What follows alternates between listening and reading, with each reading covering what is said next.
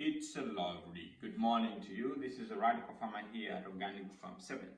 So today I come to you with good news, very good news. So all I want you to do today is to encourage someone. All I want you today is to inspire someone. You may not know that actually what you're doing can inspire someone to do something. So the Bible says in the book of John 13 verse 17, that blessed are ye if you do these things which you know. I'm just paraphrasing. So as you see, there's a blessing in doing what you know.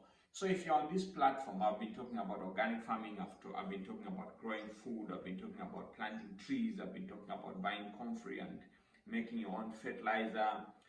Blessed are ye if you do these things. And listen to what I was talking about, like you see, Farm 7 can send plants to any place to your doorstep. Farm 7 can send any plant that we have to any place, especially in Zambia, to your doorstep, once you meet the conditions. So now, today I want you to share a story with someone. I want you to share your experience with someone. I want you to share that which you are doing with someone. So, we have been talking a lot about organic farming, and I know some of you are doing organic farming, and some of you have done organic farming and you've been successful, or maybe some of you have failed. It is always good to share so that we can grow together. Like, for example, I have come to realize that actually you can grow anything organically. All you need is to do the right things. You have to prepare the soil the right way, you have to water the right time, the right duration, and also the sequence should be okay. You have to be spraying. I said you can use fungicide as aloe vera, pesticide. You can use aloe vera itself as well as neem, liquid soap using also mixing with cooking oil. You can use papaya leaves. So you can produce literally anything. You can use comfrey to make sure that your plants are flowering, they are growing well, they are disease resistance.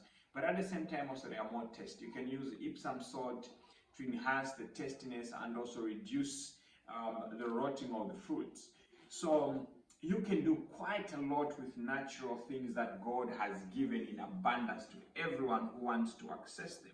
And we can grow healthy food that is more tasty, without diseases, without consequences of chemicals. And that is what I would want at least every household to have. We've talked about fruit trees that actually don't need a lot of space, like raspberries, grapes, passion fruits, papayas, pomegranates, gooseberries, strawberries. You talk about figs, you talk about oranges, you talk about many other, even bananas. So I've already like peaches.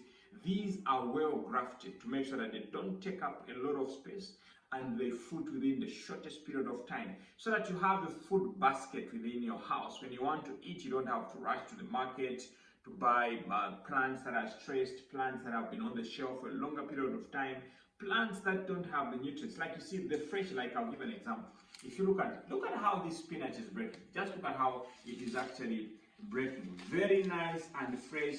You can even, like, you know, those that know health, you can even, this is spinach, but you can actually even eat it raw like that. And it is very tasty and very nutritious. Talk about beetroots.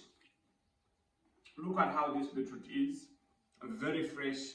Even the leaves quite tender. Even when they are old, they are still tender.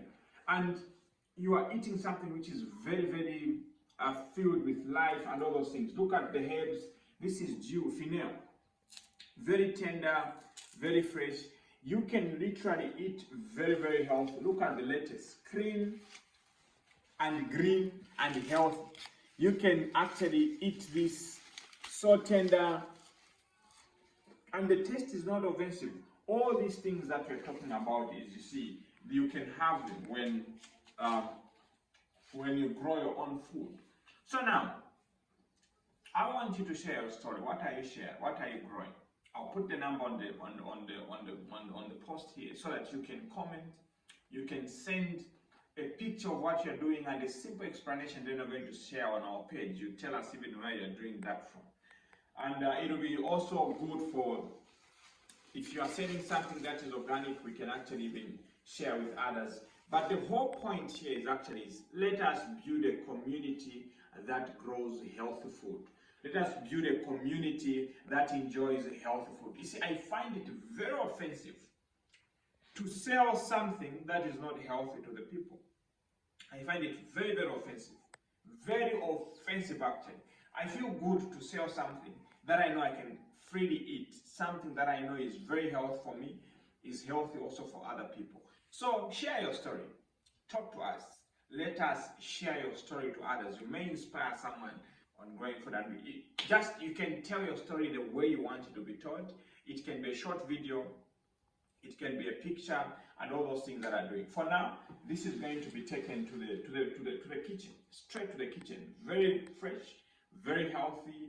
You don't have to worry about chemicals and all those things. So this is the kind of life that I think we should be living, a life that is healthy.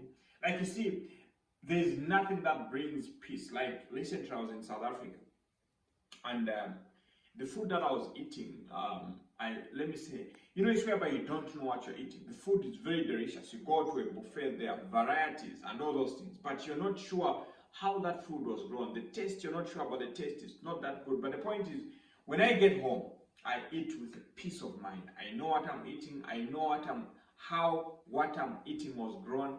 I know the kind of pesticides that were used on the food that I'm eating and all those things. So I'm eating with a peace of mind. There is sweet peace in the valley. There is peace in the kitchen and all those things. So I would urge you to start growing something in terms of food. Like at Farm 7, we have a variety of grafted fruit trees that you can eat, that you can grow, and they are fruiting within a short period of time. Like raspberries, this is the season for them. They are fruiting and flowering, and even strawberries, the gooseberries, and all those things. So get to plant something and get to do something, and we'll be very, very happy to share your story. So have a great day, and we'll be waiting to hear from you. Have a good morning.